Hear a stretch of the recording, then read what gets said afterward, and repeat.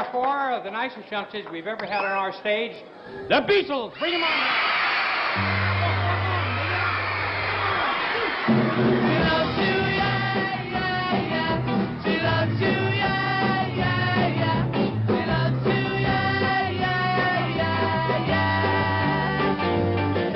I would say out of the whole Beatlemania, that's all you have to say is, yeah, yeah, yeah, you know, and that sums it up, it really does, in one phrase.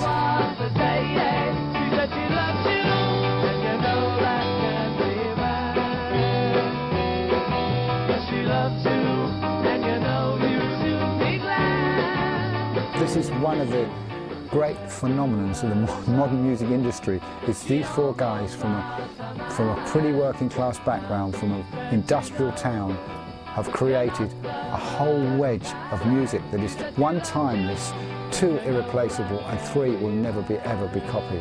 I think the Beatles, without a doubt, would be the biggest band in the world. In my opinion, there's no one bigger than the Beatles.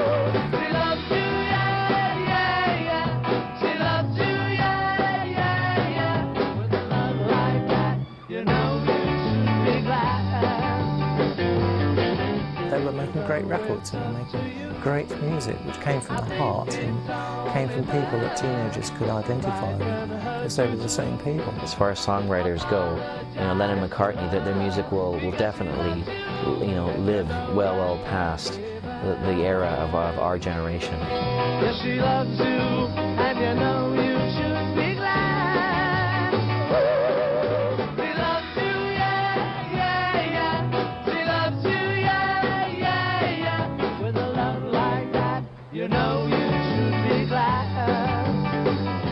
We're not splitting the atom by listening to a Beatles song. We're actually sitting there and enjoying it. We're not having to think and be morbid. We're sitting there and enjoying it. We're not having to dissect it and find another meaning, even though you could, because you just sit there and enjoy it. And that's what's great about their work. It's about communication, and they've communicated all this time very quickly, and they will do for a while. Well, I mean, we have to go back to the very first. It was called an artist test, and because their manager, Brian Epstein, he'd been around all the others, as you probably know, the other companies, and been turned down. But he eventually did fix up an artist test for the Beatles. Anyway, long before the door opened of the studio, and in walked these four guys. Of course, it was a double take when I looked at their hairstyling, etc. You know, never seen anything quite like that, all looking exactly the same hairstyle-wise. So I went down and introduced myself, and they in turn introduced themselves, and, you know, John, Paul, George, Pete, as it was then, Pete Best. They started to sing and perform their numbers, and they had no indication at all that of their forthcoming songwriting ability. Didn't have any indication of that. And anyway, eventually they left the control room, left George and I there.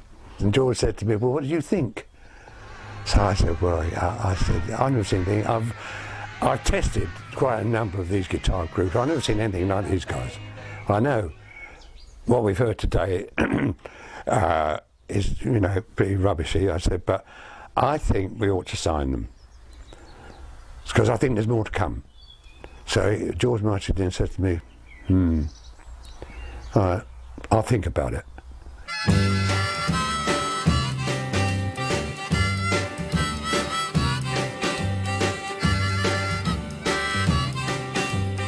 It was the Beatles' first single.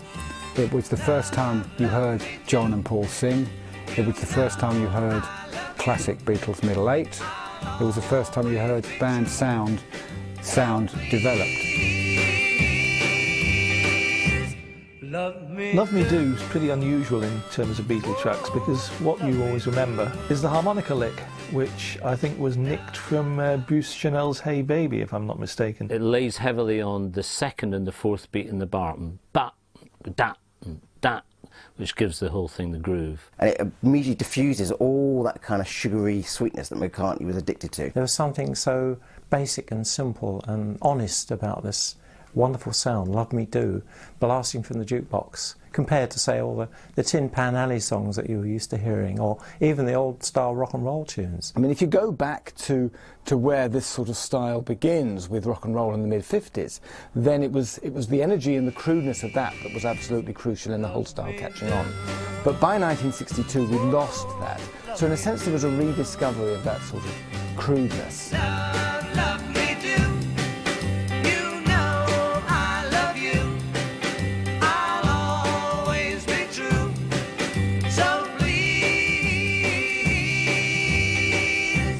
Love me do, oh, love me do. And what John did on that song, and on many songs over the career of the Beatles, is he would take the low harmony. And that was really something that isn't done very often then or even now. But that intrigued me, and it made the song have a very warm, different tonal sound to it than you normally hear in a pop song. With a verse, you'd normally expect a length of, well, a regular length of something like 8, 12 or 16 bars. What we get here is 10. There's a phrase which they begin with, which is repeated twice. Now that's not unusual, but then is repeated a third time. Now that is unusual. And then we go into the end of the verse.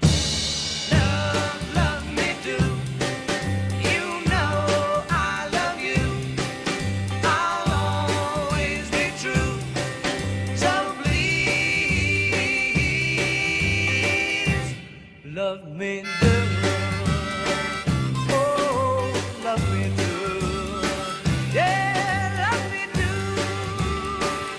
oh, love me do. At first sight, the Nems Enterprises, Brian Epstein's management company, did appear to be, I can't say amateur because everyone was working very hard there, but lacking a little in organization. But as I say, everyone was very enthusiastic, which made up for it really.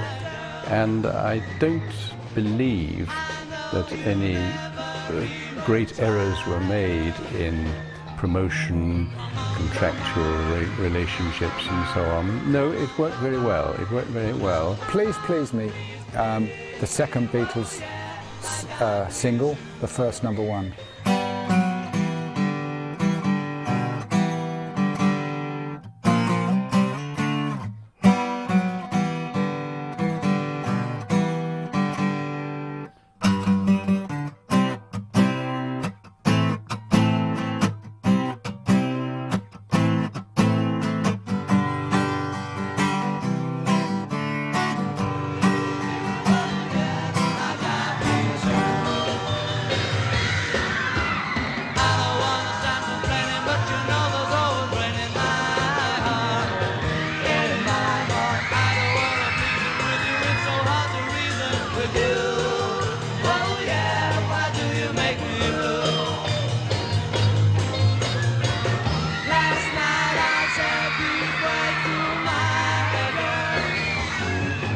They were thinking of it as more of a Roy Orbison type of a ballady type song.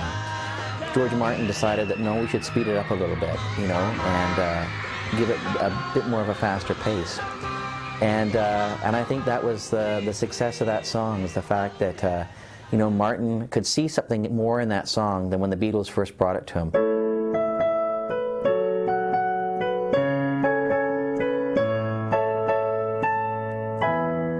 Now that really is quite climactic, and it works extremely well.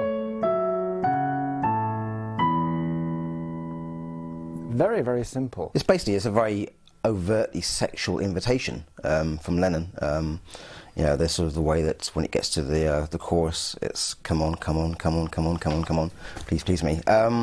So he was being quite kind of, you know, tongue-in-cheek about it, but on later sort of examination, you can clearly see it's talking about sort of basically, you know, he's a fairly horny young dude. In those days, bands played the instruments and they had backup groups to do harmony.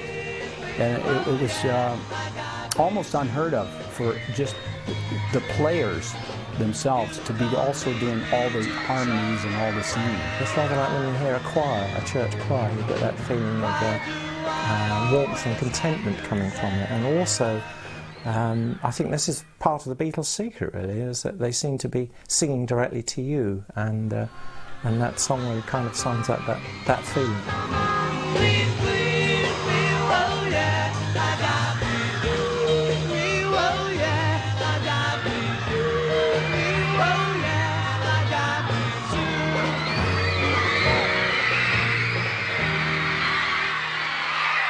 Pop music, of course, was revolutionized by the Beatles, and this inevitably, I think, led to the need for very strong management, very personal management, and there have been a number of subsequent managers who've, I don't know whether it's fair to say, modeled themselves on Brian, but certainly had his methods, his very personal methods in mind in nurturing their own artists.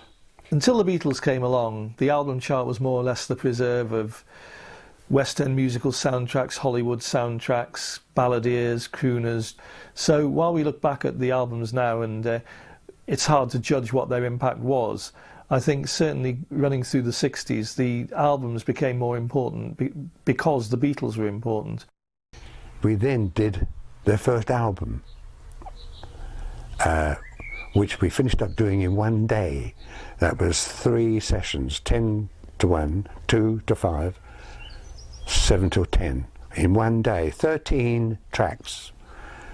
And I always remember the last track was going to be Twist and Shout, which John Lennon was going to sing. Well, by that time, his voice was pretty shattered the whole day. And he could barely talk properly, and so I thought, well, I've got to get this in one take. So I better not, mess things up. So anyway, we did. We got it in one take, because I don't think he could have done take 2.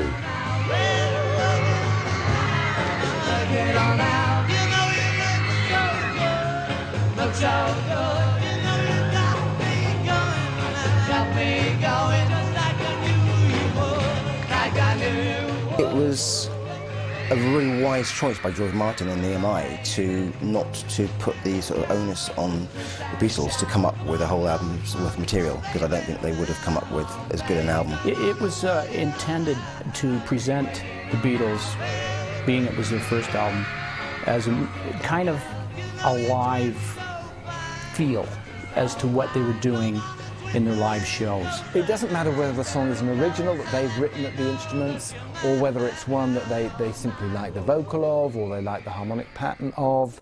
They do it in exactly the same way, and it's that sort of commonality which blurs the distance between the original stuff and the covers. So you come to something like Twist and Shout, and because you're used to the way that the Beatles approach it, if you didn't know the Isley Brothers original, it's a Beatles track.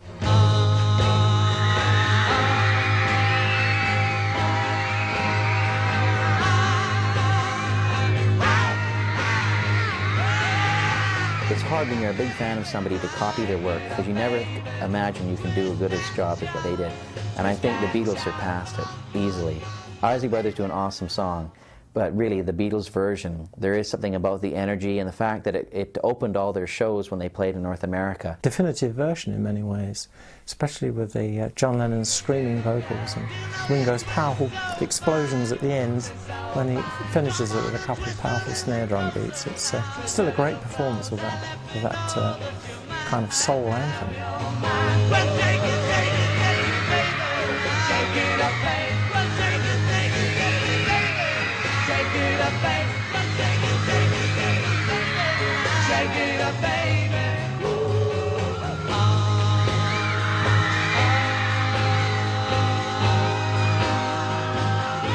Remember that at this period, albums were basically there to resell the single to people who'd already got it, and to put in some padding, just to make it album length. And something like Please Please Me begins to feel as if it belongs, all those tracks belong together. 10 of the tracks were done in one day, in one 15-hour day. I mean, to stereo, it's like amazing that, that they arrived at such quality. When you would go to a concert, whether it be a big band, a small group, or whatever, you would be sitting in the audience of the venue, and you would hear a mixture of direct sound from the stage, but you would always get a mixture of the ambience of that room, the throwback from the walls of whatever. And I would stand back at the back of the studio and listen, see if I could get this ambionic, as I call it, sound, a mixture of them and what was coming back from the studio. And then I would place my mics accordingly, sometimes a long way back, to get a mixture, as I thought, of this sound. Sometimes I had to use a little bit of the echo chamber on voice singing. Sometimes you use a bit of that. Other than that, it was just the sound that I got from direct and the ambient sound.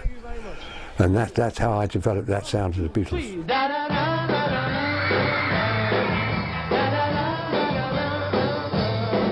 If there's anything that you want, if there's anything I can do, just call on me and I'll sing it along with love from me to you. I got everything that you want, like a heart that's so true. Just call on me and I'll sing it along with love from me to you. From Me to You has the familiar Lennon and McCartney credit.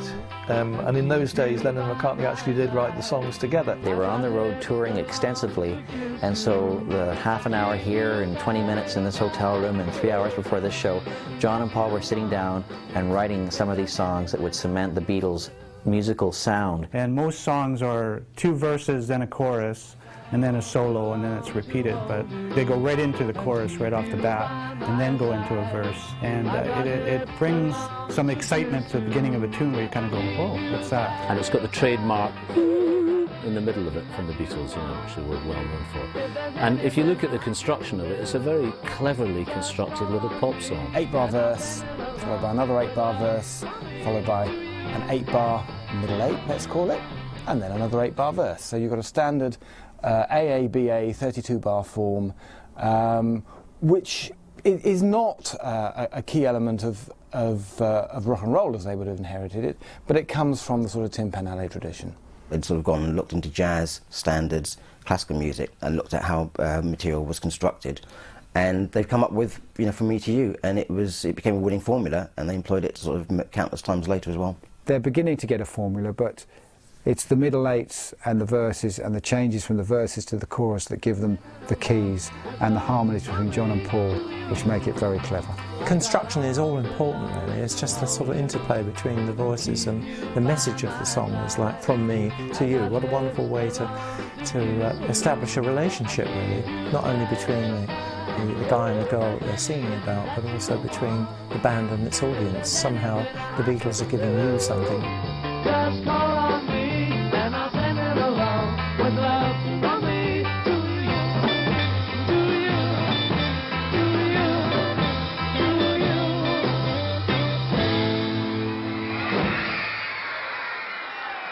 I've been asked so many times what was my favourite track, my favourite song. I can't answer that, because all of them were. There was only one song that I was a bit iffy about when I told you that I used to record them singing live when I didn't have the 4-track. And so to do that, I had the vocal mic on a figure of 8 configuration with the dead side looking at the group, microphone I'm talking about.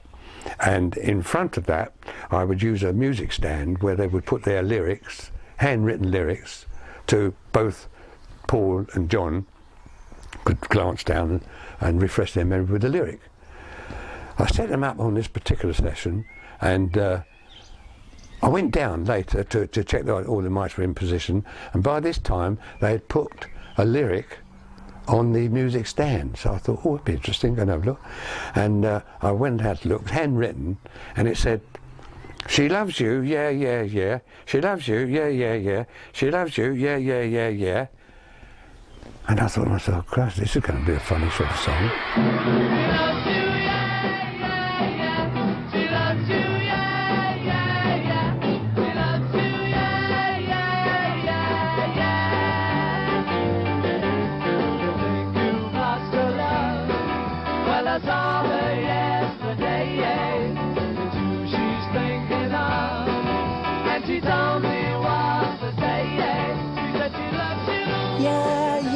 yeah. You know, I mean, not brilliant lyrics to say the least, but certainly very historical, and it just shows you how simple that rock and roll could be. She almost lost her mind. Now she said she knows you're not the hurting kind. She said she loves you, and you know that can't be right. Yes, she loves you, and you know you should be glad. And it was just a perfect love song for the time. Yes, she loves you, and if you listen to the lyrics, it really hit home with the young kids. And it was a massive hit. I mean, massive. It went in there and stuck for weeks. And, you know, they were selling 100,000 a day, for Christ's sake. You know, it was unbelievable. I mean, it just had all the ingredients of a great pop song. Great strong melody, great hook. That's the thing they knew about, you know, they knew how to get the hook of the song across, the chorus of the song across. What you actually got there is what will become, 10 years later, the verse, pre-chorus, chorus of mainstream pop and heavy metal. So if we threw away She Loves You, we'd lose the whole next 50 years of development, really.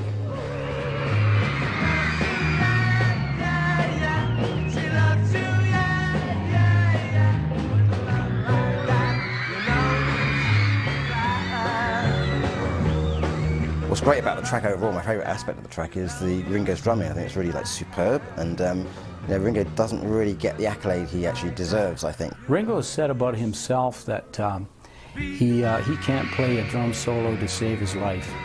But what he is, though, he's a great timekeeper.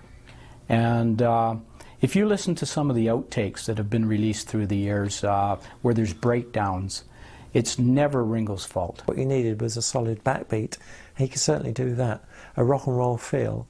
And also a kind of quirkiness to his playing. So you get all these unexpected little drum fills. I've heard it said that Ringo is a left-handed person playing right-handed drums, and if that's actually true, I'm not a drummer myself, but if it's actually true, it could explain why he had his own little vocabulary on the drums, why he'd do certain patterns. I wanna be your man. I wanna be your man. I wanna be your man. I wanna be your man. Tell me that you love me, baby. Let me understand. Tell me that you love me, baby. I wanna be your man. Okay, well, Lennon and McCartney came up with the lyrics and the melodies and the harmonies by and large. But they wouldn't be the songs we know were it not for the drum track that you've actually got there. So his contribution as a performer is put on one side as a performer's contribution. A journalist asks John Lennon, you know, is Ringo the best drummer in the world? And John Lennon looks at him and says, mate, Ringo isn't even the best drummer in the Beatles, because Paul McCartney used to play drums quite well, and McCartney was always on Ringo's sort of ass about, you know, about styles of playing, which really hurt Ringo and sort of made him kind of feel vulnerable. His position was, yeah, he felt was sort of vulnerable in the band throughout. Pardon, excuse, pardon. I'd like more drums there. No, I think it's on that. It sounds like a on the other cover, bit, where he goes right on the cover. third bit. You know, on the third bit. The more bang. If you put another drummer in the Beatles, would they be as good? No. Would they be the Beatles? No. Ringo is a Beatle. He's an important element of them becoming as successful as they became. And the Americans loved Ringo. I mean, he was the most popular Beatle. And they had like campaigns, Ringo for president. Most of the novelty songs that came out in '64 and '65 were about Ringo. You know, one of them was that, you know, you won't go far without a guitar unless you're Ringo Starr. That was a great title for a song.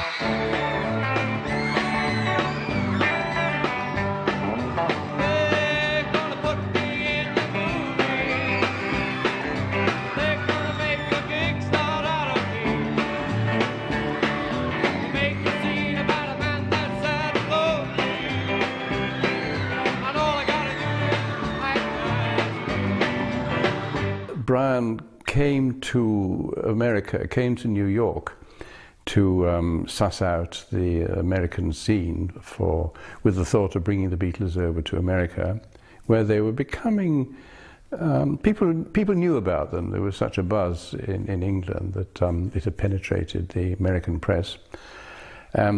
I was the only person that Brian knew in New York, and so of course we got together and I showed him around New York and so on, and I didn't really know what he was doing business-wise. He didn't talk about it to me then, but in fact he was seeing people like Ed Sullivan for the biggest TV show that there was in America those days, arranging for the possibility of the Beatles coming over and appearing on the Ed Sullivan Show, which of course they did eventually.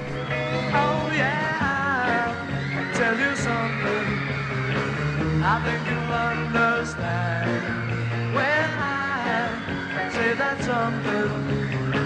I wanna hold your hand, I wanna hold your hand, I wanna hold your hand. The Ed Sullivan Shows was extremely important. It was a big deal. They saw how an American TV show worked. The whole of America saw the Beatles. So as a springboard for America, it was huge. You let me hold your hand, you let me hold your hand, I wanna hold your hand. By just having one or two performances for him, they could basically cover the whole of America coast to coast. You know, you hear stats like, the juvenile delinquent crime rate dropped that night because everyone was at home watching it on television. You know, just like everyone who was alive in that era could tell you where they were when they heard Kennedy died, most people will tell you that they saw the Beatles that night in February. To appear on the Ed Sullivan Show was like the music business seal of approval. When you were on Ed Sullivan, you were a star, and I think to us young kids at the time, it solidified the fact that these guys are mega stars, and they're here to stay. I think it was very sort of careful, clever management that got the Beatles to where they are, but the Ed Sullivan Shows were crucial in their career development. It was crucial, really. I don't know if you could say they were being marketed. I think they were just being unveiled, really. I prefer that this phenomenon of the Beatles. The Americans just love the group.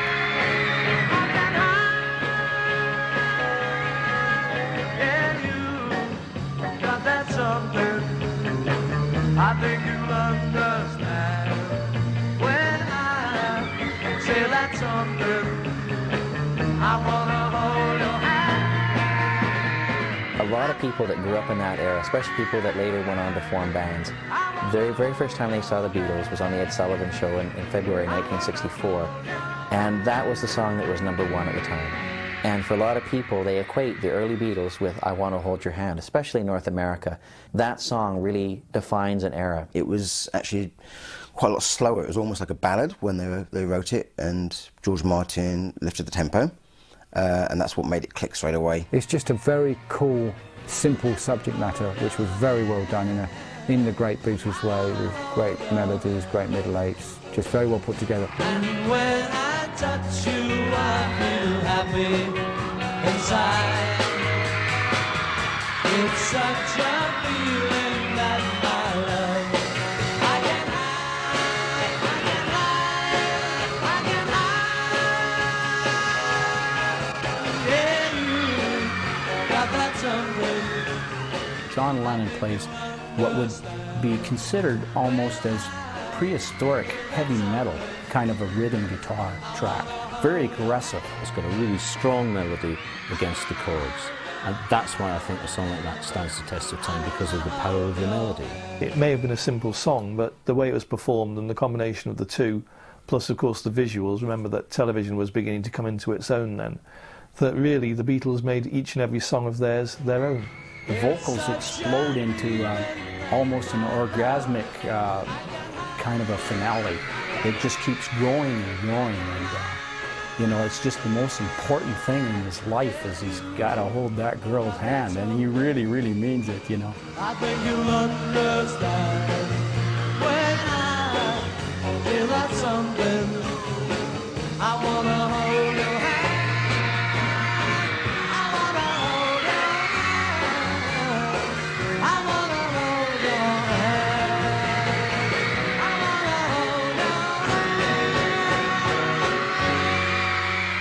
It was pretty hair-raising at times.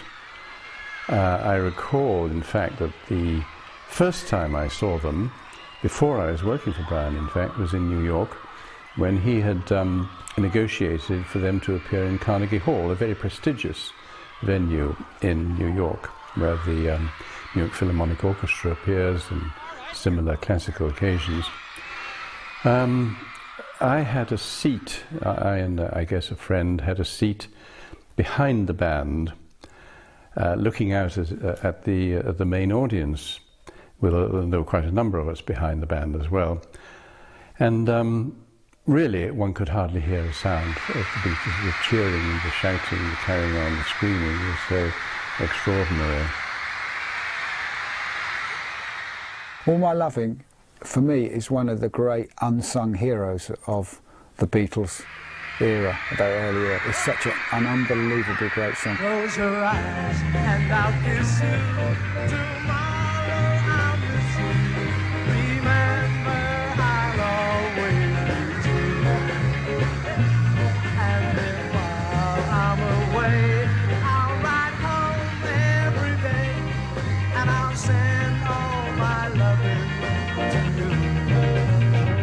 When All My Loving came out, it was on their second album in England with the Beatles, and by the time they came over to North America, that song was one of the first songs I think they opened up with The Sullivan Show. All my loving, I will send you. All my loving, darling, I'll be true.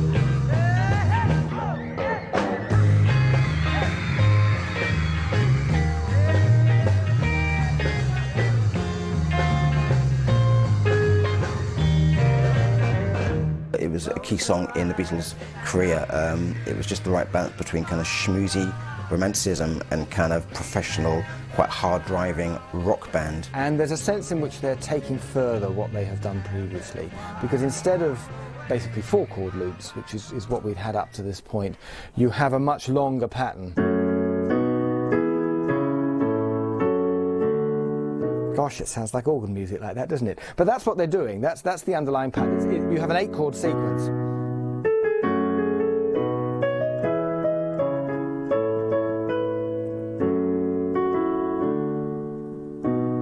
And they finish with that. Now, we happen to be in E major at this point. That chord belongs. That chord is borrowed from a sort of a blues background. This is about where they started losing some of the high end in their sound, in my opinion. You won't hear that cymbal crash and the snare quite as much. You're starting to hear a little bit more of the bottom end of the song, a little bit more bass. Bass is a little more predominant in that song, in the drums as well as the actual bass playing. Paul had this walking bass line that was unheard of before. There's so many chords in it, and he just had this beautiful walking bass line all the way through. And it was kind of overshadowed even by John's jangly rhythm guitar, which is very, very hard to execute on stage or studio or anything. And Lennon always said that he had a hard time playing that song because of the complicated sort of fretting pattern on that song. So definitely it was a step up. The Beatles were experimenting more. They were doing something that was different. They weren't copying so much as developing and innovating. What we have here is a song I think that's fairly well advanced, certainly compared with their first compositions on the first album. To this day, I can't believe that a song's so good that it would never have used it as a single. But that's certainly my all-time favorite Beatles song. I can listen to that thing forever. All my loving,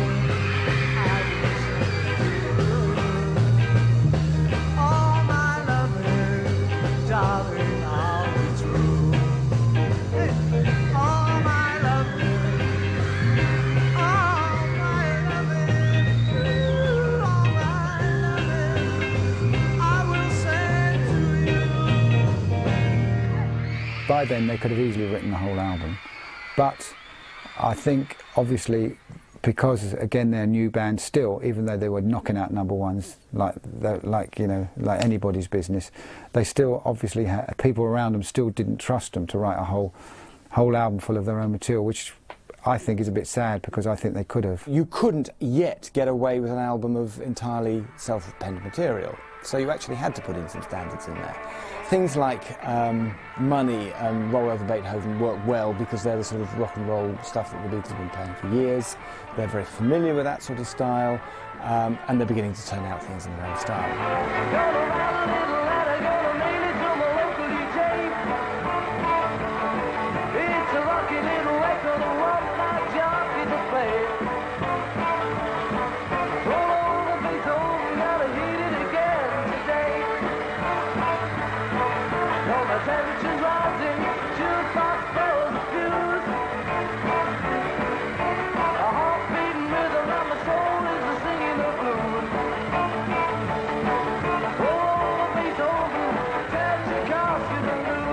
A lot of these American influences were very much a big draw on the Beatles. They really wanted to put a lot of these songs into their repertoire. And I think at the time, when that album came out, they were still unsure that their songs on their own could sell an album. So you throw a bunch of different covers on there too, because the average record buyer will go, oh, I know that song, Money, and they'll buy the album maybe on that purpose. It's a way of sort of cementing themselves within the tradition to take on a song like that, which may not belong really within their repertoire, but because it uses material that they themselves use elsewhere, it's a way of saying, you know, we're actually firmly within this. Gosh, you don't want to think about tradition really, do you, for early Beatles? But that really is what they're saying. You know, we're not doing anything outrageous.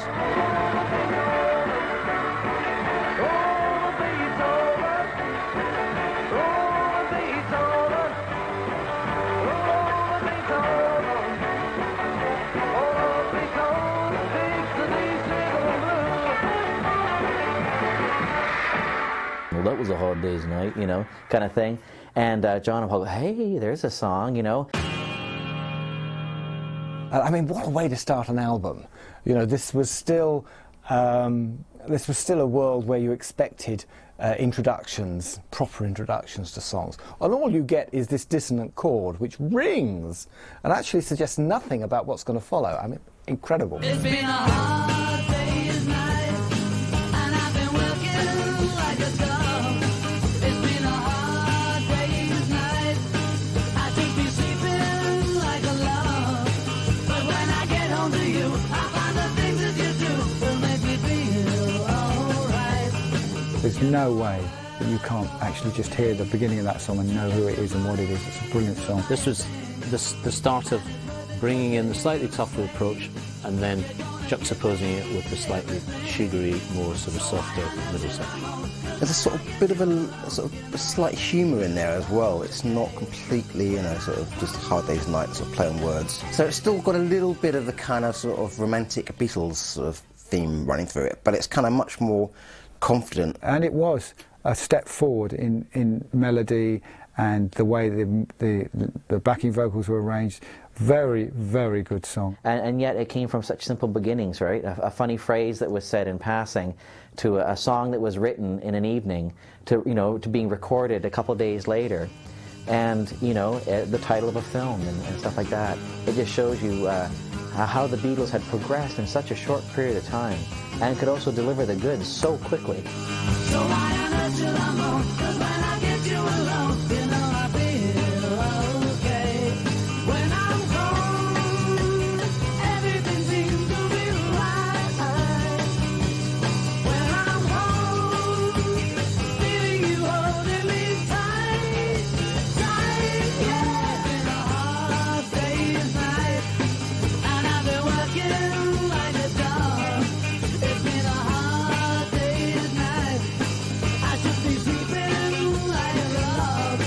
But when I get home to you, I find the things that you do will make me feel alright. I suppose the next big step for the Beatles was to go onto the screen. I mean, people had seen them on television, but everybody had wanted to really get closer to the Beatles and see them, hear them talking, find out what they were like. It was the first harder rock movie that was made that was a success in the cinemas.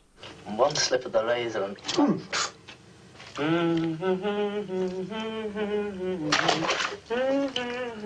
Help me! Headphones! Help me! Help! Torpedoed again, eh? They just blew everyone away. They just made the right film with the right director, with the right script, at the right time, using all the right material. They couldn't have done it better. Because United Artists thought the Beatles would probably just be a flash in the pan, sort of, you know, overnight success and then disappear, they decided to make the movie for a £150,000 budget and in black and white to save money. So I think, in fact, actually, Paul McCartney said that thank God they made it in black and white, because if it had been in colour, it would have been crap. It could have been a disaster. It could have gone the wrong way. They could have proven to be inept and embarrassing, or perhaps just not at home in a film medium. But in fact, they turned out to be just as confident and self-possessed as they appeared on stage or in interviews. Tell me, how did you find America? So I left to Greenland. Has success changed your life? Yes. I'd like to keep Britain tidy. Are you a mod or a rocker? No, I'm a mocker. A Hard Day's Night was more or less art imitating life, showing a beat group going around the country in a bus, being chased by fans and never having a moment's rest. So you could say that it wasn't exactly challenging to write the script for that one. In fact, a lot of people think that it was all ad-libbed, but there was virtually no ad-libbing at all. It was all scripted, written by a scriptwriter, Alan Owen. But because they were sort of young and they'd never acted and they were a little bit nervous, each line has a maximum of 6 words in it. Brian was a very hands-on manager.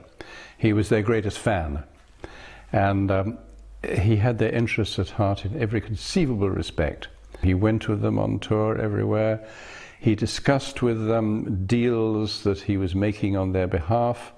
He planned tours with their full knowledge. They were his whole life, really, at that time. Well, but all the time there. Obviously what the Beatles would do for the movie musical, which in a sense was what this now was, an updating of the musical tradition, that would obviously set a tone for other groups to follow and for what was to come later in the decade. That's another first for the Beatles. Can't buy me love, can't buy me love. I'll buy you a diamond ring, my friend, if that makes you feel alright. I'll get you anything, my friend, if it makes you feel alright. 'Cause I don't care too much for money, but money can buy me. Can't Buy Me Love was an interesting song because it was the first major Beatles song to feature one vocal rather than Lennon and McCartney together. And of course, seeing the Beatles in the movie A Hard Day's Night, aping around in the giant field when that song was playing, you know, it had a real fun flavor to it. Everybody tells me so. Can't buy me love. No, no, no, no. And I think still at this stage, George Martin was just helping them to, you know, drop that chord there, guys, or, you know, that's good, repeat that. So he was giving them his arrangement ideas. But what's significant is that the guitar, the electric guitar, has really comes to the fore and is mixed louder and drives the track along. It was much more sort of aggressive, not in a mad way, but there was a tougher sort of sound and a tougher record and slightly more guitar-y. And I think in that way it made slightly more impact. The public responded really well. They really liked the kind of more driving, harder edge, because by now bands like the Stones were starting to not really give the Beatles so much competition, but they were dirtier and harder and more kind of rock and roll. And the Beatles already were sort of starting to take on this kind of goody-goody image, which I don't think they really liked.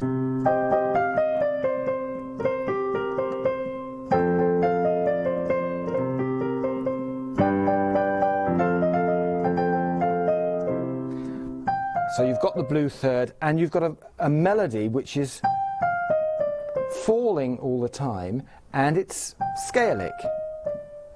Those characteristics are all important. You get into the middle eight, or the bridge. You've lost your blue third. You've lost the falling nature of the melody. It's now basically rising, and you've lost the scalic aspect. It's now basically an arpeggio.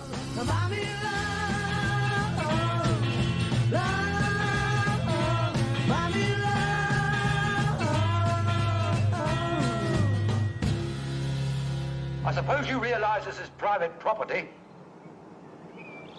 Sorry we hurt your field, mister. In retrospect, I would consider that George Martin was the fifth Beatle. We were like a happy family, the six of us. It was that tight. It was so enjoyable up to that time, everything. I mean, George Martin used to call himself the fifth Beatle. Well, I argued with him on that when I did interviews. He wasn't. He said I was the sixth, but I used to reverse it. I was the fifth, he was the sixth. They could do something he couldn't do, and he could do something they couldn't do. Perfect marriage. Without him, we wouldn't have had such great records at all. And it's very hard to work out where production ends and arrangement begins, because with Can't Buy Me Love, for instance, when you hear that song, you hear the chorus comes first. In fact, when they played it to him, the chorus didn't come first. He said, well, put it up front, lads, that's where it belongs, that's where it'll hit home quickest. And if you like, if that was a production hint, an arrangement or whatever, it was something George Martin helped them out with that helped make the song. He allowed an unknown band to record their own material. Major step, changed everything for everyone over the whole planet. He changed everything. From then on in, new bands with no track record, with nothing behind them, could record their own material. This has never been done before. He changed pop music forever. He was able to write for strings, he was able to walk into an orchestra session and say, I want you to play this, I want you to play that, write it down, give it to the musicians and they could play, or play on the piano. And the Beatles respected him, and he respected them. As time went on, perhaps they outgrew him, but certainly for the early to mid-period, it was a large part of George Martin that went in with the Lennon and McCartney. They learned a lot from George Martin, and he was at the right place at the right time, and thank God for that.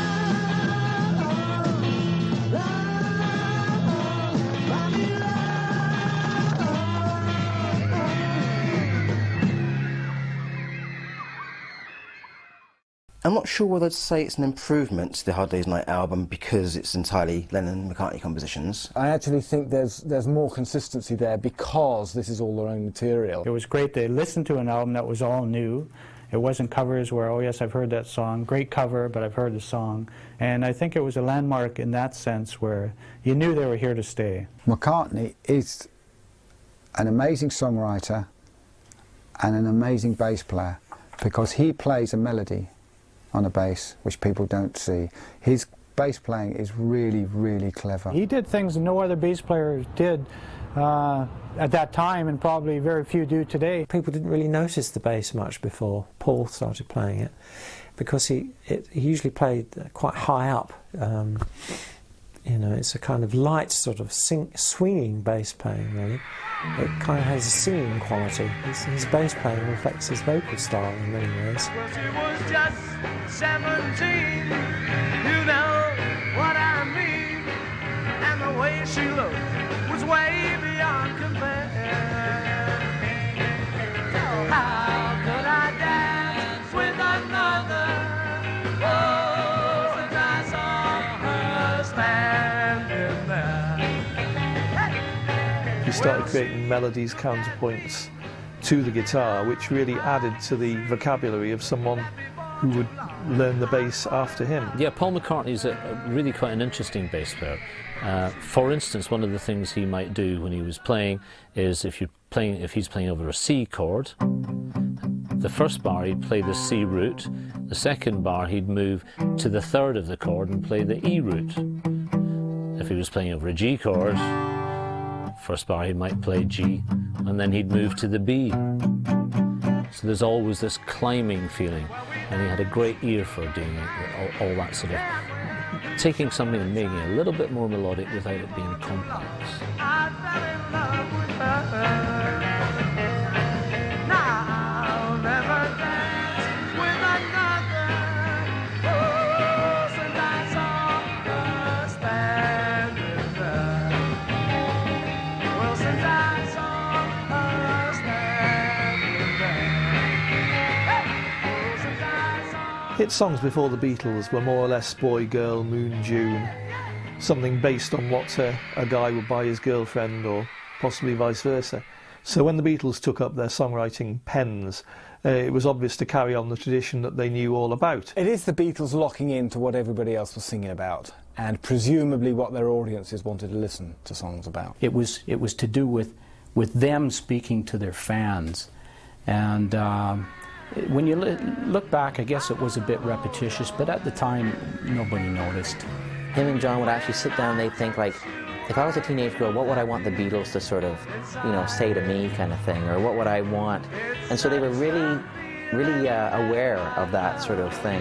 And they wanted to make songs where people, you know, especially that teen market, would pick up on that. And especially the young girl market would want them to think that, oh, this, you know, probably this song for me kind of thing, you know, and, you know, this kind of idea. So I think originally that really drove them with their songwriting. It's part of the Beatles, you know, it's without that, I think they would have been another great band, but I think that's the sort of the whole issue of love is what established them at the top in the first place, so they wisely kept that sort of theme running through their output. Had they been singing about women and different things, or singing about, as opposed to girls, I think we probably would have missed the message, and I don't think they would have been nearly as big as they were. Years later, they began to write songs about, like, for instance, She's a Woman. Now, that would be where I would think they suddenly, when we were all a little bit older then too, so it was probably their evolution along with us that made them continue on to be strong with that group of Beatlemaniacs, I guess. She's a woman who understands. She's a woman who loves a man. My love, don't give me present. I know that she's no present. Only ever has to give me love forever and forever. My love, don't give me present. She's a Woman tends to go back to that bareness. It's a very uncluttered sort of texture. The emphasis is very much on the voice and the melody because there's not really much else going on. And I see that as a positive, as a sort of retrenchment almost, because that will look ahead to things like Norwegian Wood, where they can approach a thinner texture in a positive way and realise perhaps that everybody doesn't have to play all the time. The other particularly striking thing about She's a Woman is the title. Because up to this point, they've been singing about little girls, and all of a sudden they're singing about a woman. Well, that says something, doesn't it?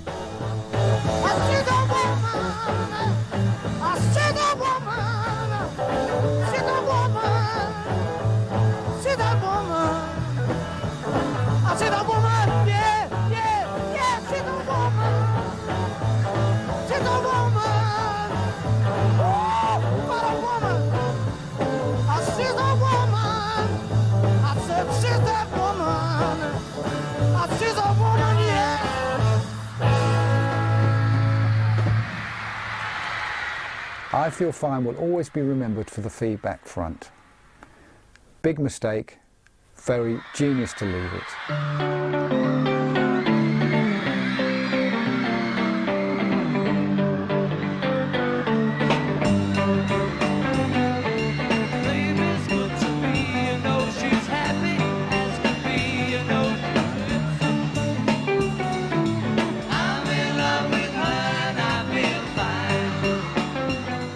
There is some debate over, was it in fact the first song with feedback, and whether it was or not is up for debate, but it's the first one that I ever heard. And it's a fun song. Again, the Beatles could deliver the goods. I Feel Fine, a Lennon song, She's a Woman, a McCartney song. A great combination, of something for everybody there. I think that the process of moving from songs which depend on their chord structures to songs which depend on riffs is missed. I mean, we never really focus on that moment of change, but it's a fundamental change, and it begins to happen in around 1965, 1966. In 2005, we're playing out the consequences of that move. So this is crucial.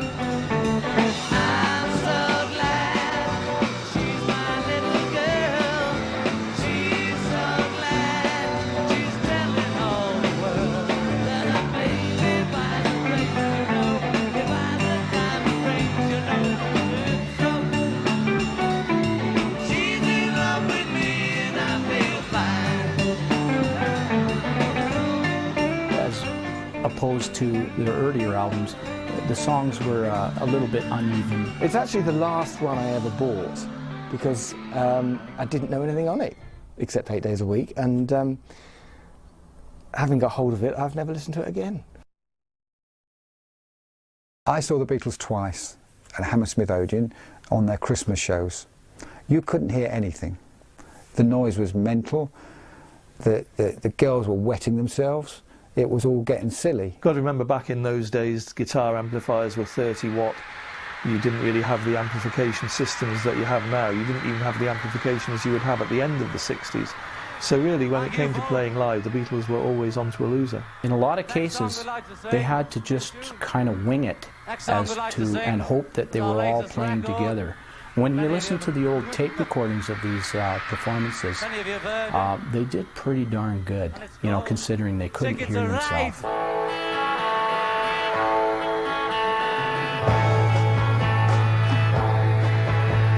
I think I'm gonna be sad. I think it's okay, yeah. You know, musically maybe they probably couldn't even hear the Beatles. I mean, the Beatles couldn't even hear themselves play. So, I mean, you went there to be there kind of thing. I think that was the whole idea with the Beatles concerts at that time. So, you know, what are your criteria for a great live band? If the criterion is, well, somebody who can whip up a hell of a lot of enthusiasm, well, they didn't even have to play a note in order to do that. So, yes, they were a great live band, but were they great musicians on stage? Possibly not. She would never be free when I was around.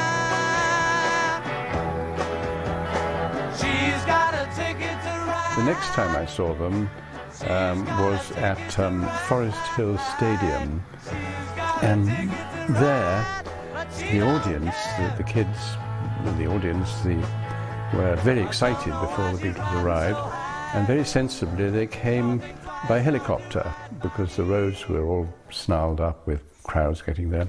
And it was an extraordinary experience because when they landed, all the audience stood up and sort of looked up at the helicopter and raised their arms. It was almost like worshipping gods descending among them. Well, it was almost like that.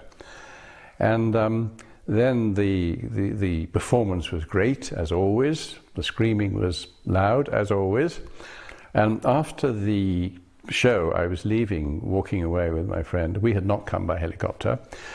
We were walking to our car, and some of the kids leaving the show heard me speaking, and they said, "Oh, he's British, he's British." And such was the excitement about the Beatles at that stage that they really were quite excited to see an Englishman there. And I thought that if I told them that I actually had met the Beatles, they might have torn my clothes off. But however, all went fairly well. I think I'm gonna be sad. I think it's today, yeah. The girl that's driving me mad is going away, yeah. Ah, she's got a ticket to ride.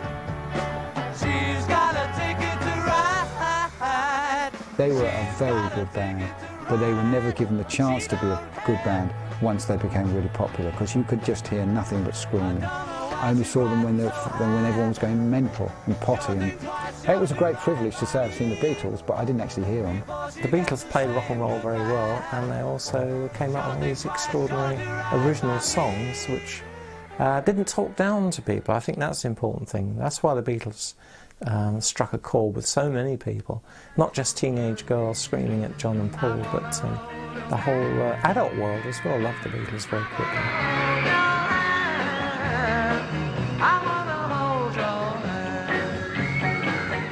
When you think of the Beatles song, you think, Christ, I wish I could write a song like that, but not anyone could think of it. It was the simplicity of them which made them very clever. And everyone goes, oh no, it's not very clever. It's not very clever now because it's been done.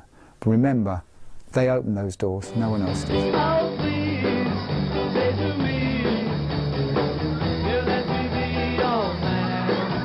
And please, say to me, you let me hold your hand. You let me hold your hand.